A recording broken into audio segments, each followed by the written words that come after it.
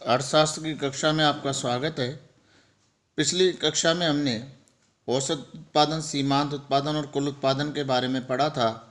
आज हम परिवर्तनशील अनुपातों के नियम के बारे में जानकारी करेंगे बच्चों, यानी अध्ययन करेंगे। आधुनिक अर्थशास्त्रियों ने अल्पकालीन उत्पादन फलन को रूप में उत्पत्ति ह्रास नियम के सभी क्षेत्रों पर लागू होने का तर्क प्रस्तुत किया। उन्होंने इस बात पर जोर देते हुए तर्क रखा कि कृषि क्षेत्र की तरह प्रत्येक उत्पादन क्षेत्र में एक परिवर्तनशील साधन की उत्तरोत्तर इकाइयाँ बढ़ाने पर एक सीमा के प्रसार कुछ साधन की सीमांत उत्पादकता में ह्रास होना प्रारंभ होता है, जिसे कुल उत्पादन घटने लगता है। इस नियम को परिवर्तनशील अनुपातों के नियम के नाम से जाना जाता है बच्चों। अर्थात हम एक परिवर्तनशील साधन की इकाई बढ़ाते चले जाएं, एक के बाद 2, 3, 4, 5 यानी लगाते चले जाएं, तो उत्पादन एक सीमा तक बढ़ेगा, लेकिन उसके बाद उत्पादन घटेगा, यानी निश्चित है कि उसमें उत्पादन घटने लग जाएगा। तो किसी भी साधन की मात्रा बढ़ाने पर उसका उत्पादन घटेगा, तो इसी नियम को परिवर्तनशील अनुपातों के नियम से नाम से जाना जाता है। इसकी कुछ परिभाषा देखें बच्चों, तो प्रोफेसर स्ट्रिंगलर के अनुसार यदि उत्पत्ति के अन्य साधनों की इकाई को स्थिर रखकर किसी एक अन्य साधन की समान इकाइयाँ जोड़ी जाए, तो एक सीमा के पश्चात सीमांत उत्पत्ति में कमी हो जाएगी। अर्थात हम उत्पादन के अन्य साधनों को स्थिर रखें बच्चों, केवल एक साधन को बढ़ाएं। अपन ने 5 साधन पढ़े थे बच्चों।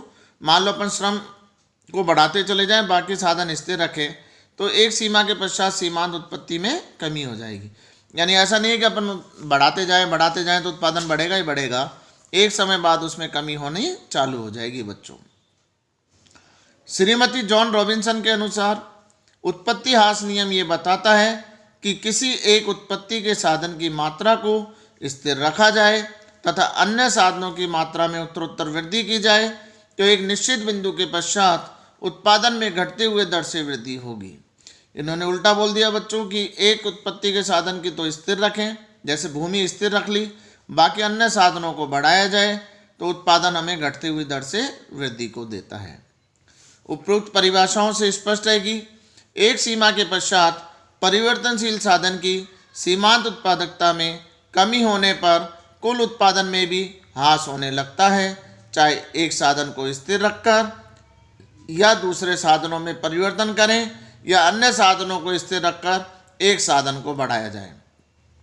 समझ गए होंगे बच्चों कि चाहे तो एक साधन को स्थिर रखें और अन्य में परिवर्तन करें, या अन्य को स्थिर रखें और एक में परिवर्तन करें, तो जो वृद्धि होगी वो घटती हुई दर से मिलती है। उत्पादन साधनों के अनुपात में परिवर्तन के कारण उत्पादन में परिवर्तन को परिवर्तनशील अनुपातों का नियम कहा जाता है। इस नियम के अनुसार कुल उत्पादन, औसत उत्पादन व सीमांत उत्पादन में अलग अलग तरीके से उत्पादन होता है बच्चों। नियम की मान्यताएं अगर अपन देखें तो पहला आएगा बच्चों, उत्पादन के एक साधन में परिवर्तन होता है जबकि अन्य साधन स्थिर रहते हैं। यानी हम एक साधन को बदलते हैं, अन्य साधन स्थिर रखते हैं। उत्पादन के साधनों के अनुपात में परिवर्तन संभव है, यानी हम ये मान के चलते हैं कि उत्पादन के साधन में परिवर्तन संभव है, यानी हम श्रम की इकाइयाँ या किसी भी साधन की इकाइयों में बढ़ा या घटा सकते हैं। तीसरा, परिवर्तन साधन की सभी इकाइयाँ समान होती हैं बच्चों, यानी जो हम संसाधन लगाएंगे वो सब एक जैसे समान होंगे। उत्पादन की तकनीक में कोई परिवर्तन नहीं होगा, यानी जैसे हम पुराने तरीके से उत्पादन कर रहे हैं बच्चों उसी तरीके से करेंगे। यह नियम केवल अल्पकाल में लागू होता है, दीर्घकाल में लागू नहीं होगा बच्चों, यानी छोटी अवधि में ही ये लागू होता है। अब आता है बच्चों परिवर्तनशील अनुपातों के नियम की अवस्थाएं। 3 अवस्थाएं होती हैं बच्चों, यानी प्रारंभ में जब हम संसाधन बढ़ाते हैं तो बढ़ते औसत उत्पादन की प्रथम अवस्था कहलाती है। फिर आता है बच्चों घटते प्रतिफल की द्वितीय अवस्था, फिर उत्पादन घटने लगता है साधन बढ़ाने पर भी, और उसके बाद ऋणात्मक प्रतिफल की तृतीय अवस्था, यानी उसके बाद भी बढ़ाएंगे तो उत्पादन ऋणात्मक होने लग जाएगा। पहला आता है बच्चों बढ़ते औसत उत्पादन की प्रथम अवस्था। प्रारंभ में जब कुछ साधनों को स्थिर रखकर श्रम की परिवर्तनशील उत्पादन की बढ़ती दर से वृद्धि होती है।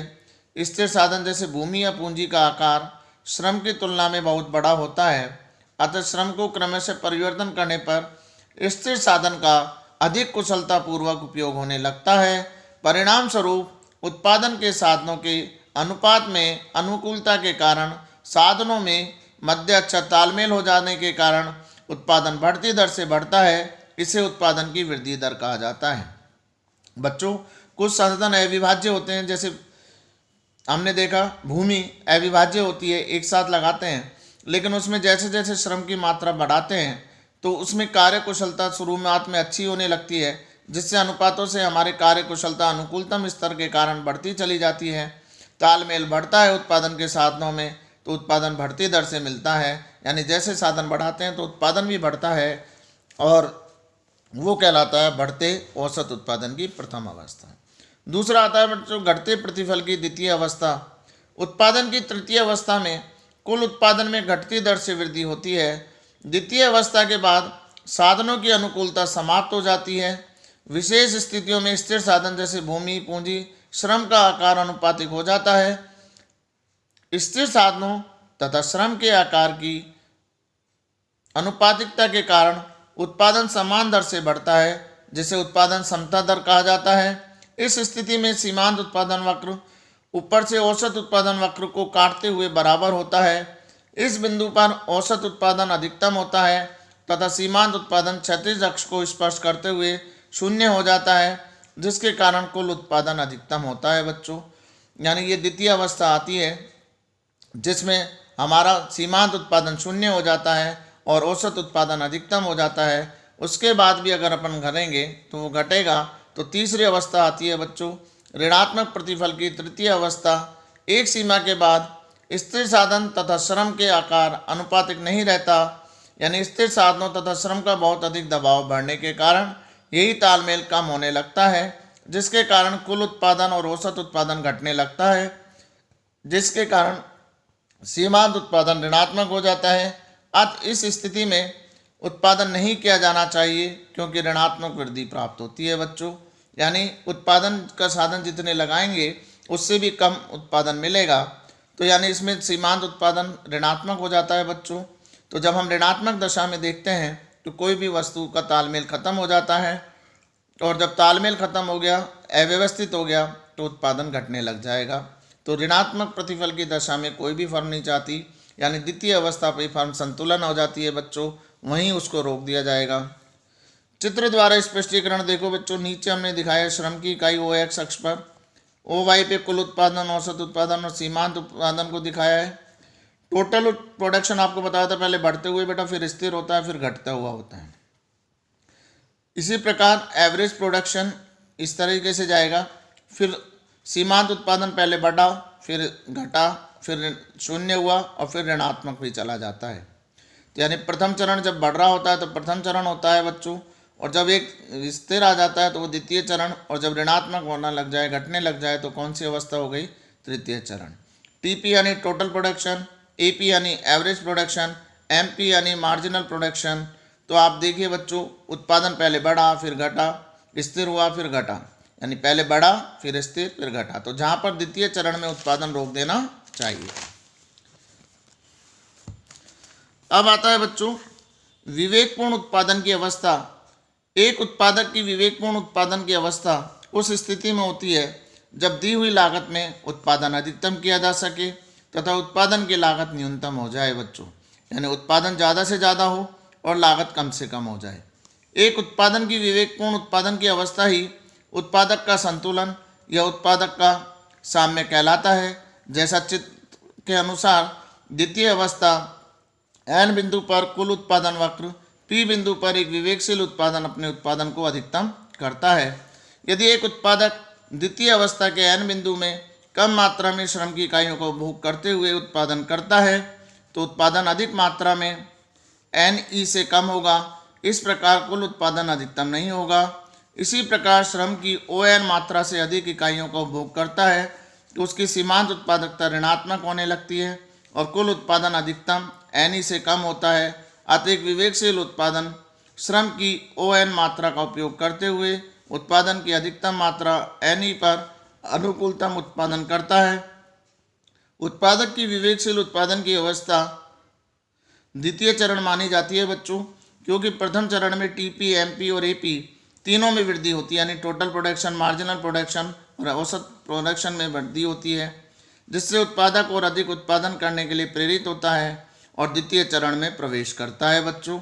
इसके विपरीत तृतीय चरण में टीपी, एपी घटता है और एमपी ऋणात्मक हो जाता है, अतः तृतीय चरण में उत्पादन नहीं करेगा और श्रम की इकाइयाँ ओएम तक बढ़ाकर ही ई बिंदु पर अनुकूलतम या अधिकतम उत्पादन बिंदु होगा बच्चों। अब आता है बच्चों उत्पादन फलन का महत्व। उत्पादन फलन का महत्व उत्पादक समाज, सरकार के लिए बहुत अधिक होता है। इसके महत्व को निम्न बिंदुओं से हम देख सकते हैं। उत्पादक के द्वारा किसी वस्तु या सेवा के उत्पादन का निर्णय उत्पादन फलनों की लागतों की तुलना के आधार पर किया जाता है। उत्पादक के द्वारा किसी वस्तु या सेवा के उत्पादन के निर्णय उत्पादन फलनों की लागत की तुलना के आधार पर करेंगे। तीसरा, एक उत्पादक एक उत्पादन फलन की तकनीक का चुनाव करते समय वह उत्पादन करता है, वह इस तकनीक में उत्पादन की मात्रा अधिकतम व उत्पादन की गुणवत्ता श्रेष्ठतम प्राप्त करना चाहता है। सरकार व समाज में उत्पादन की लागत घटने के लिए जीवन शोध कार्यों को बढ़ाने के लिए भारी मात्रा में धन खर्च करना होता है। शोध और विकास से संबंधित संसाधनों की स्थापना करती है। उत्पादन प्रक्रिया के सभी उत्पादन के साधनों का एक महत्वपूर्ण स्थान होता है, जिसे सभी साधनों का कुशलतम उपयोग किया जा सके। उत्पादन के साधनों की मात्रा व गुणवत्ता पर भी आर्थिक समृद्धि व विकास निर्वात करता है बच्चों। तो आपने देखा अल्पकालीन उत्पादन फलन आज हमने देखा बच्चों, ये इम्पोर्टेंट है, इसका आप अध्ययन कीजिएगा, परीक्षा में बार बार इसको पूछा जाता है। धन्यवाद।